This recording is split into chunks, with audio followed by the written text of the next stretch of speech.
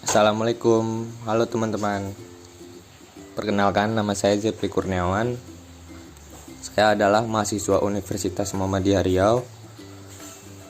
Di video kali ini saya akan membawakan materi yang berjudul kepribadian dan emosi. Apa itu kepribadian? Kepribadian adalah jumlah total dari cara bagaimana individu bereaksi dan berinteraksi dengan orang lain. Ciri-ciri kepribadian, karakteristik yang tentang menjelaskan perilaku individu. Penentu kepribadian yaitu yang pertama keturunan, lingkungan, dan situasi. Locus control. Locus of control, sejauh mana orang-orang mempercayai bahwa merekalah penentu dari takdir atau nasib percaya mereka sendiri. Internal. Individu yang mempercayai bahwa mereka dapat mengontrol apa yang terjadi pada diri mereka sendiri. Eksternal. Individu yang mempercayai bahwa apa yang terjadi pada diri mereka itu dikontrol oleh kekuatan dari luar seperti keberuntungan atau kesempatan. Kepercayaan diri dan monitoring diri. Kepercayaan diri atau self-esteem atau SE, derajat individu dalam menyukai atau tidak menyukai diri mereka sendiri. Monitoring diri adalah sebuah sifat kepribadian yang mengukur tentang kecakapan individu dalam menyesuaikan perilakunya saat menghadapi faktor eksternal atau faktor situasi. Pengambilan resiko. Yang pertama, manajer resiko tinggi, mampu membuat keputusan-keputusan yang cepat, menggunakan sedikit informasi untuk mengambil keputusan, beroperasi di organisasi kecil atau organisasi kewirausahaan. Manajer resiko rendah. Yang pertama, lebih lamban dalam mengambil keputusan, memerlukan lebih banyak informasi sebelum mengambil keputusan. Yang ketiga, berada dalam organisasi yang besar dan kondisi lingkungan yang stabil.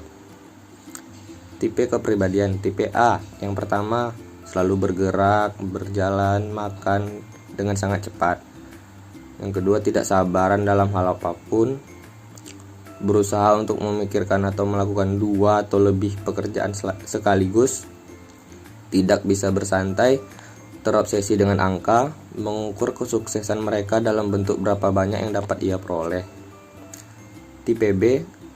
Yang pertama, tidak pernah merasakan terburu-buru, tidak merasa perlu membahas prestasi mereka, bermain untuk bersenang-senang dan relaksasi daripada menunjukkan superioritas mereka apapun alasannya, dapat bersantai tanpa merasa kelelahan. Tipe kepribadian. Kepribadian proaktif, mengetahui kesempatan, menunjukkan inisiatif, mengambil tindakan, dan terus berusaha gigih sampai terjadi perubahan yang berarti. Membuat perubahan positif di dalam lingkungannya meskipun terdapat banyak kendala. Emosi.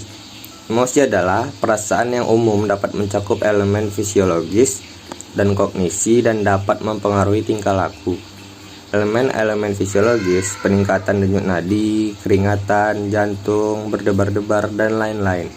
Sedangkan elemen-elemen kognitif memahami atau pemaknaan terhadap reaksi emosional. Emosi adalah manifestasi perasaan dan disertai banyak komponen fisiologis dan biasanya berlangsung tidak lama. Emosi pada dasarnya adalah dorongan untuk bertindak, rencana seketika untuk mengatasi masalah, emosi akar untuk bertindak atau memancing tindakan. Menurut Golema, emosi merujuk pada suatu perasaan dan pikiran khasnya, suatu keadaan biologis dan psikologis, dan serangkaian kecenderungan untuk bertindak. Dimensi emosi ada beberapa jenis berdasarkan yang pertama varietas. Riset mengidentifikasi 6 emosi yang universal, yaitu kemarahan, ketakutan, kesedihan, kegembiraan, kejijikan, dan kejutan. Yang kedua, intensitas. Ekspresi yang berbeda dari intensitas emosi yang sama bisa disebabkan dari kepribadian ataupun tuntutan tempat kerja. Adapun orang yang terkendali tidak pernah memperlihatkan rasa marah, namun ada pula yang sebaliknya. Tentu saja hal ini harus disesuaikan dengan pekerjaan. Selanjutnya, frekuensi dan durasi. Frekuensi dan durasi yang diperlukan untuk tenaga kerja emosional juga harus disesuaikan dengan kemampuan frekuensi dan durasi yang dimiliki oleh karyawan. Batasan-batasan eksternal terhadap emosi ada dua, yaitu yang pertama pengaruh organisasional, menyesuaikan dengan perangkat emosional yang dicari organisasi. Yang kedua, pengaruh budaya, menyesuaikan dengan norma-norma budaya di negara setempat. Sekian penjelasan dari saya. Terima kasih sudah menonton. Assalamualaikum warahmatullahi wabarakatuh.